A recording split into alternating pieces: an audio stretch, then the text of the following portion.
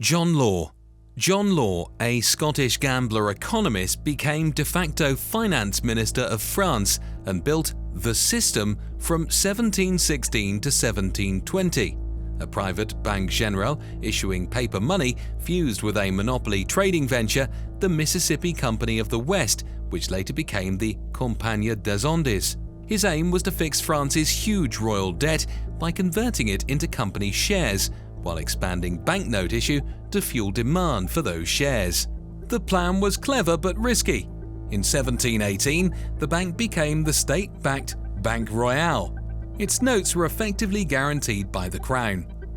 In 1719 to 1720, Law rolled tax farms, the mint and other privileges into his company, promising profits from Louisiana trade.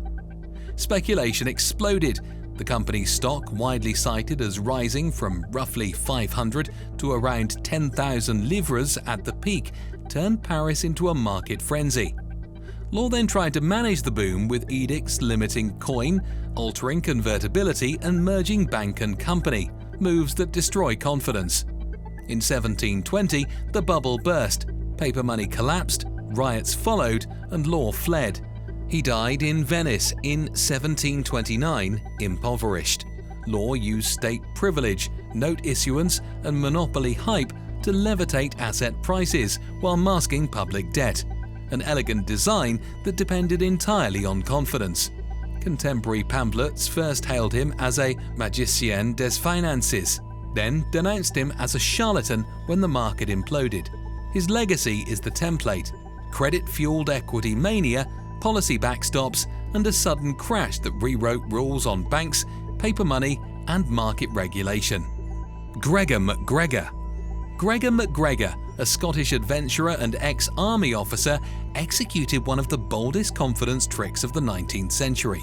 He invented a country.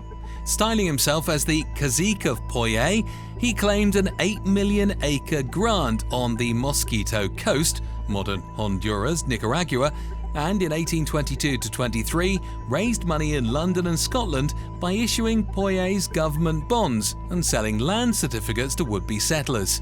To make the fiction feel official, he produced a full state kit: a constitution, coat of arms, printed currency, consular seals, and a glowing guidebook under a pseudonym describing a capital, St. Joseph, fertile soil, and friendly governance. 2 emigrant ships, the Honduras Packet from London and the Kennersley Castle from Leith, sailed with more than 200 settlers. They found no town, no administration, and no prepared land. Disease and exposure followed. Many died and survivors were rescued to British Honduras, Belize. In Britain, the Poye scheme became a byword for colonial credulity and city hype. MacGregor fled to France, tried to relaunch the bonds, was arrested and acquitted, then eventually resettled in Venezuela, where earlier military service won him a pension. He died in Caracas in 1845.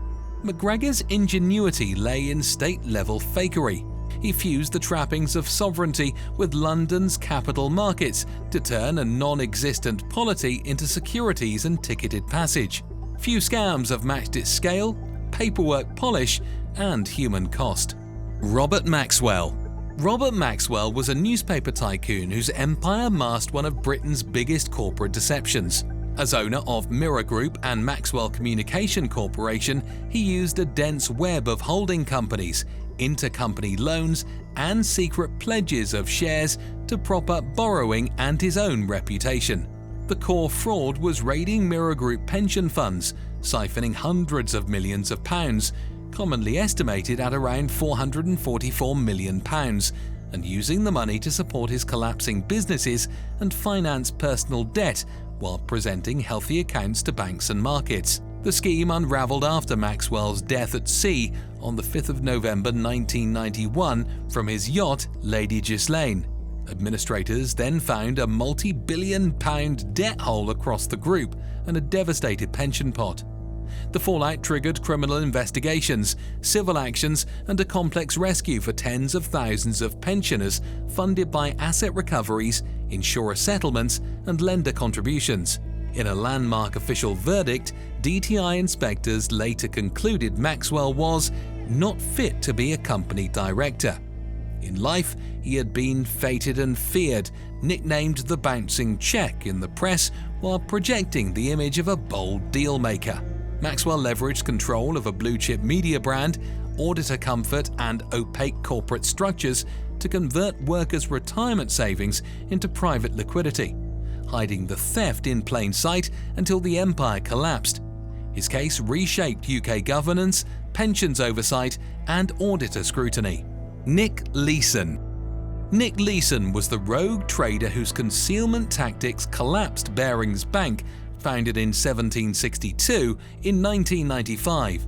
Stationed in Singapore, he was meant to run low-risk arbitrage in Nikkei futures. Instead, he placed unauthorized directional bets and hid mounting losses in a secret error account 88888, while also controlling bank office settlement.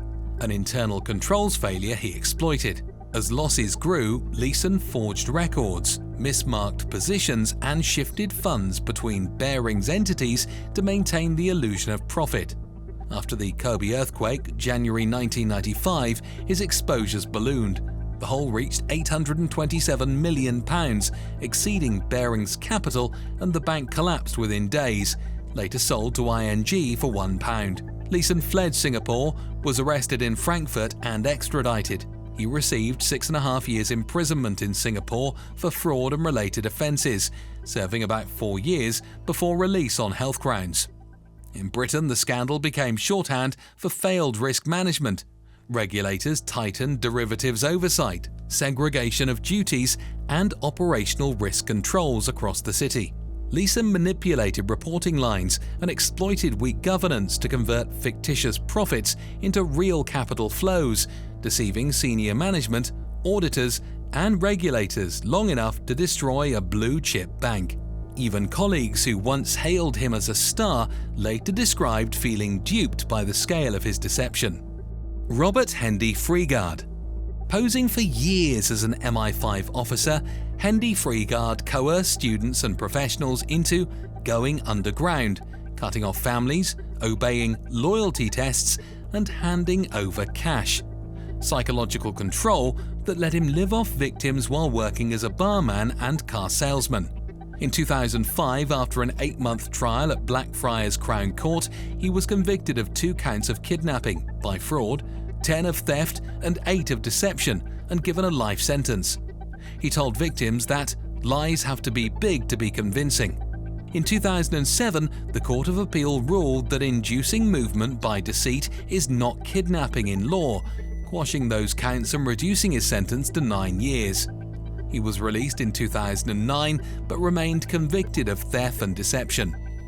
The case resurfaced via Netflix, The Puppet Master, and in 2025, a French court jailed him for 6 years for ramming police while attempting to flee inspectors at a rural property where he'd been living under an alias.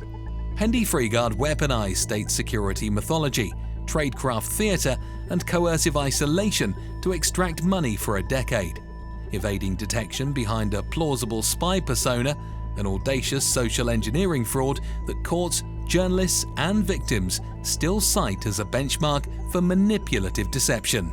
Kautilya Nandan Pruthi. Kautilya Nandan Pruthi fronted Business Consulting International (BCI) and ran what police called Britain's biggest Ponzi scheme, raising about £115 million from hundreds of investors, among them high-profile names such as Darren Goff and Jerome Flynn, with promises of unusually high monthly returns.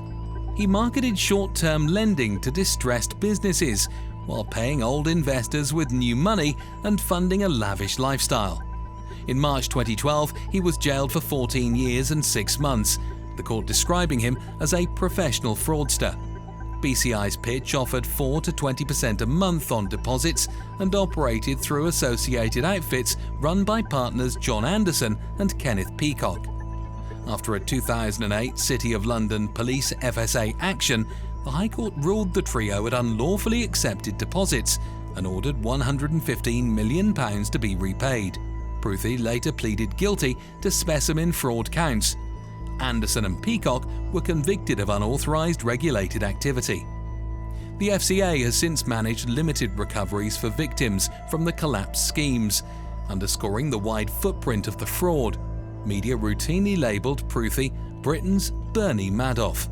Pruthi blended celebrity endorsement, high-yield promises, and a convincing consultancy veneer to turn a basic Ponzi into a city-wide confidence trick, sustaining it for years across multiple fronts before the courts and regulators shut it down. Horatio Bottomley.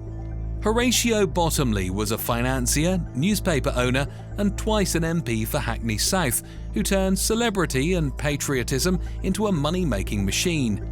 A brilliant platform speaker and founder of the popular weekly John Bull, circulation in hundreds of thousands, he championed war loans during World War I and cast himself as the small investor's friend. What puts him on a most ingenious scammers list is how he fused media influence, political office, and financial promotion to extract cash from the public, most notoriously through his Victory Bond Club, 1919 to 22. Members sent small sums to be pooled into government securities, with prize draws from interest. In reality, funds were misapplied and diverted, and accounts were manipulated to hide holes. Bottomley had form, flamboyant company flotations in the 1890s to 1900s, repeated bankruptcies, which cost him his seat in 1912, and a pattern of using John Bull to puff schemes and assail critics.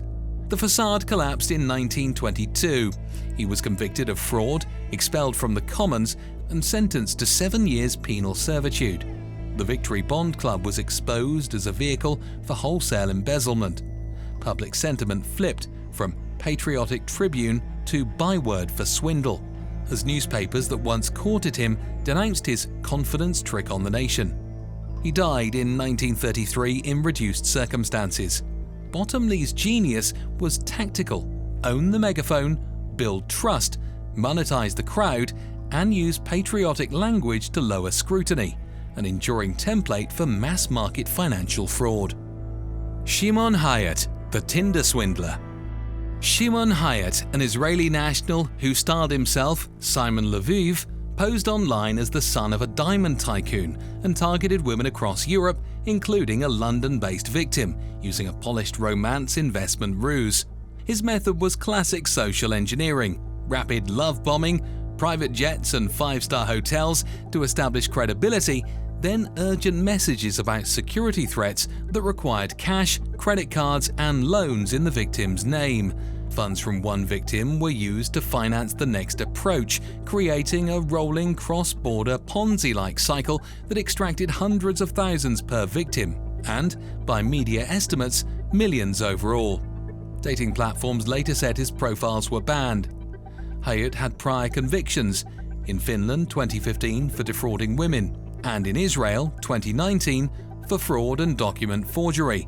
On earlier charges, he received 15 months and served about 5 after extradition. He has denied the wider romance fraud allegations and has not been convicted in the UK for the Tinder scheme. Public attention surged after Netflix's The Tinder Swindler 2022, where victims, including a London-based Norwegian student, described coercive debt, panic and isolation while banks pursued repayments.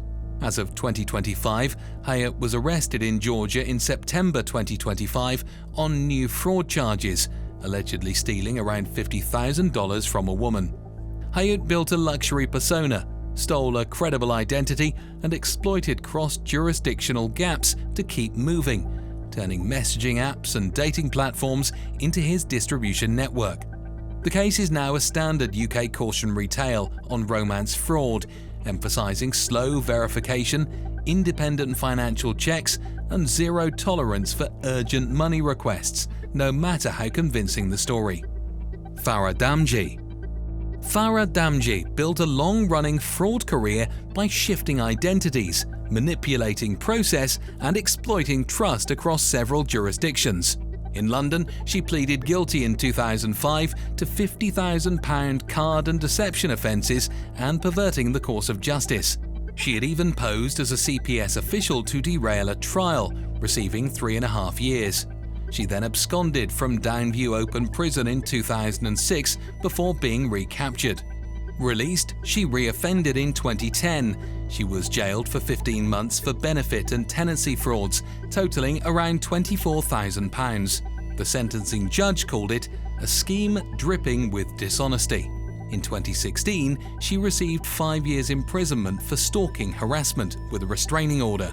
During proceedings for breaching that order in 2018, she fled to Ireland. Irish courts later ordered her extradition in 2022 and she was sentenced to 18 months. After release, she offended again, using the alias Noor Hayam. She stalked a former British diplomat and committed fraud and theft. A jury convicted her in May 2025. She was sentenced to 6 years in July 2025. Why most ingenious? Over decades, Damji forged roles, engineered delays, and weaponized aliases to keep offences going, moving from financial deception to coercive stalking while navigating and at times evading the courts. Media labels captured the public view, notorious Conwoman, and in one report, London's most dangerous woman. Edward Davenport. Edward Fast Eddie Davenport built a high society persona, self-styled lord, Mayfair parties and a landmark townhouse at 33 Portland Place, and used it to front a multi-million-pound advanced fee loan fraud. Through Gresham Limited, he promised businesses 9-figure funding, took hefty due diligence and arrangement fees, then delivered no loans. Prosecutors said there were at least 51 victims across several countries. In 2011, the court called him the ringmaster and guiding mind and jailed him for 7 years, 8 months, with a 10-year director ban.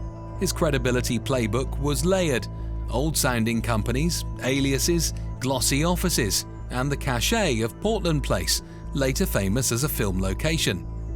After conviction, courts pursued the proceeds. In 2014 to 2015, he was ordered to pay £13.9 million, and the Portland Place mansion was sold to meet judgments. Davenport had earlier form. In 1990, he was convicted over VAT cheating tied to his profitable gatecrasher balls youth parties. An early warning of the tactics later scaled in the city. Davenport manufactured legitimacy, title, address, heritage brands to convert thin paperwork into real cash, keeping victims engaged for months with promises of imminent funding. Even the press shorthand captured it: self-styled lord and Fast Eddie, jailed for a multi-million-pound loans con. Have you heard about any of these genius scammers before?